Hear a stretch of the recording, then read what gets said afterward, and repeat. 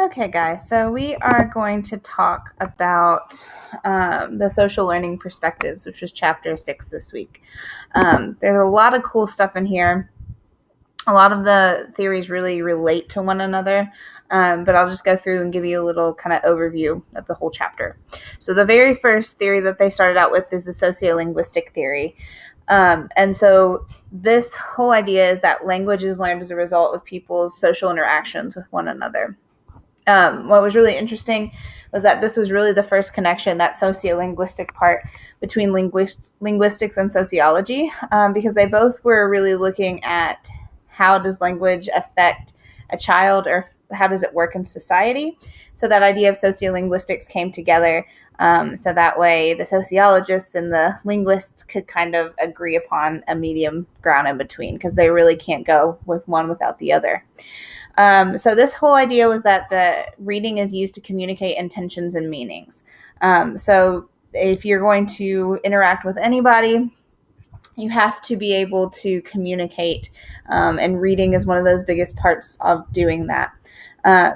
They also were the first to come up with the idea that reading is essential to function in everyday society. As we know, as humans in society, someone that can't read or can't write really struggles. And because of that, there's a connection between language ability and position in society, or success in society. And one of the really interesting facts, and I'm sure that we've heard all different types of facts like this, but lower socioeconomic children know 8 million fewer words when entering school than their higher socioeconomic counterparts. So it just shows, if someone is of a lower socioeconomic status, their language isn't as strong, maybe, or their children don't have access to language as often, or maybe as a huge as big of a vocabulary, perhaps, than children do that are growing up in higher socioeconomic classes, which is not a great thing. The second theory was the sociocultural theory, and this was a really similar one to the sociolinguistic theory, but it focused more on a broader concept of culture. So it really looks at the role of social, cultural, and historical factors in the human experience, and not just looking at specifically language. So it's really rooted in 4 spheres of influence. You have the microsystem, the mesosystem, the exosystem, and the macrosystem. And the microsystem is looking just basically at the home of the student, so looking specifically at their home life, who are they interacting with, that kind of thing. The mesosystem would be a little bit larger, which is looking at maybe like the school. The school would be an example of a mesosystem. So it's not the primary location, but it's a location that is very close to them and they do a lot with. The exosystem is going to be dealing with kind of a mixture of that home and school environment, and the macro system is something that they may not actually be involved with specifically, but it's looking at maybe like the school setup, politics, the United States, everything that goes along with that. So they're saying that all of these different factors are going to come together to create a child's ability of using language, not only language, but reading and writing and speaking and all of that kind of stuff as well. So this really focuses on not just linguistics, but environment, as it plays a key role in a child's reading preparation. And it's also that idea that based on an understanding that reading is going to be very social. So students that come from very different backgrounds in your classroom are going to have to be taught in different ways, right? They have a different background. They've learned differently.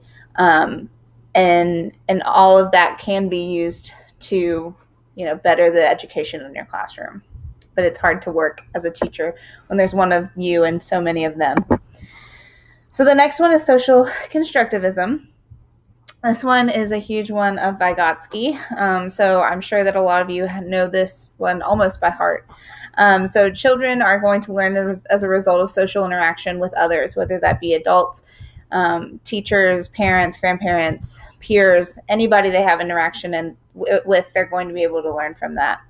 And this is the really big idea that development depends on alphabet, words, and numbers that the students are raised in. So they're going to be able to master, of course, they're going to be able to master whatever language that they were brought up in. So if you have a student who is a Spanish speaker and they come to an English speaking school, it's going to be really an adjustment, right? Because they've created that mastery of language maybe at home, but school is going to be new for them.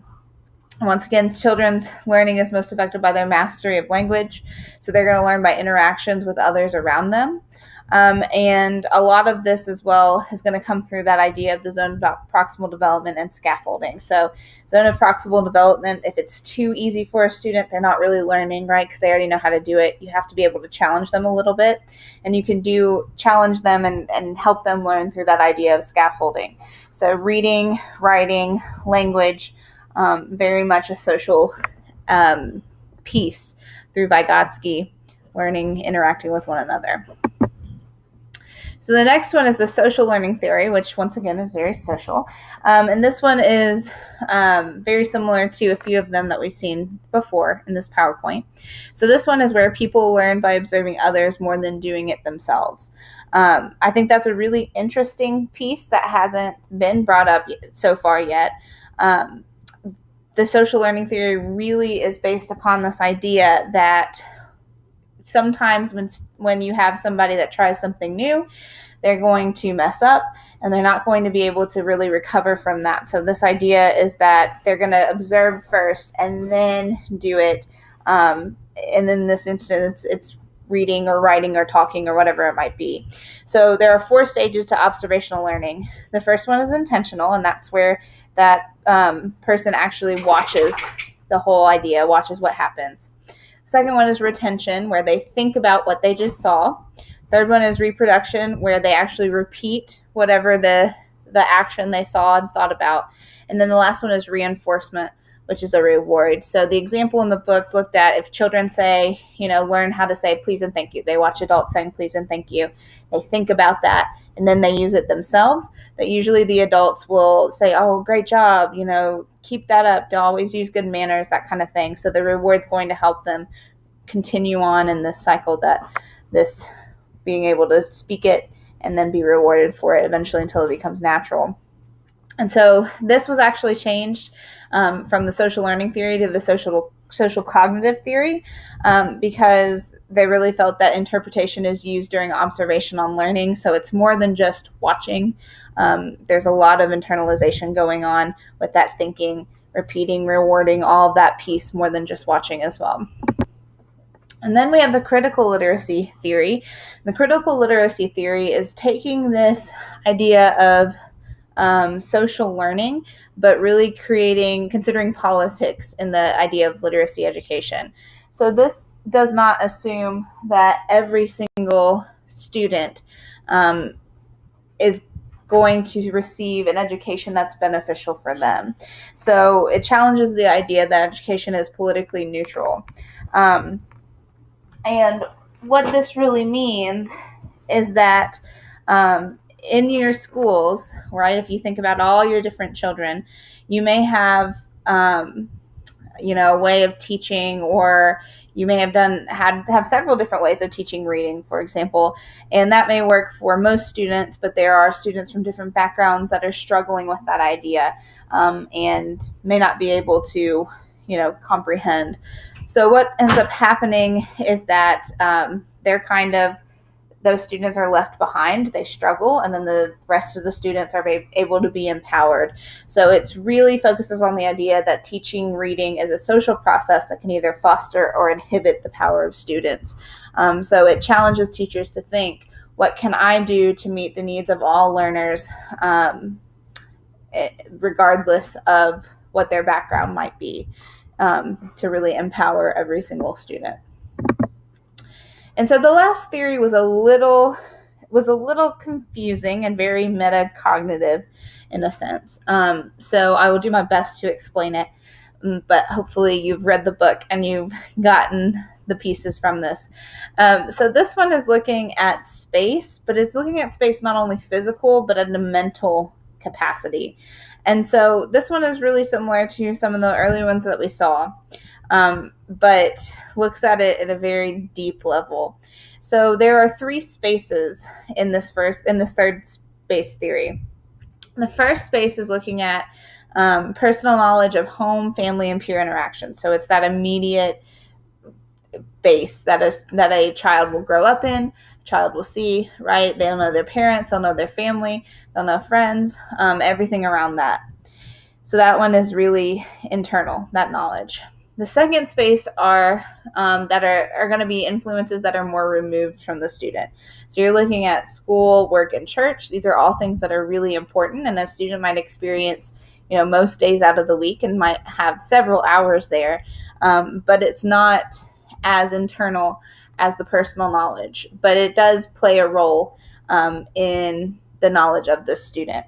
And so the third space is like this mental area or mental capacity where they take personal beliefs, their first space and their second space. They take their first space and their second space and they make them intersect to create a personal belief and identity. And so the whole idea with this is that teachers really need to be able to create lessons to access a student's first and second spaces. So when they can do that, they can then build upon that knowledge, connect with the student, and then they create a third space for themselves. In the instance of reading, they may be able to say, okay, reading is a part of me, right? It's a bigger idea. I'm really good at it, or maybe I struggle with it, whatever it might be. This is a really interesting piece, but it's really difficult to do when students have very different first and or second spaces. Usually the first space is going to be the different one. The second space will be the same because they're all going to be at the same school. But you might have students that experience a very different home life from one to another. So it's hard to access everybody's first spaces, right? Everybody's knowledge to build off of if they all have very different home lives. So that was a summary of all of the different theories. But the book listed a ton of classroom applications because this is really popular, this idea of sociocultural ideas of learning and reading is really popular with teachers now in reading. And so they gave you pages and pages of different pieces to work with or different ways that you can apply these theories in the classroom. And these are just a few of them. Literacy centers, paired reading, literature circles, language experience charts, and shared writing. And it was really interesting to see because one of my favorite things to focus on as a secondary teacher is really preparing students for the next level, right? Whether that's college or a career path after that. And so I really know that I know in the future, more jobs are opening up where you really have to be creative in a team setting. So I like to be able to have those social interactions that students really need to have.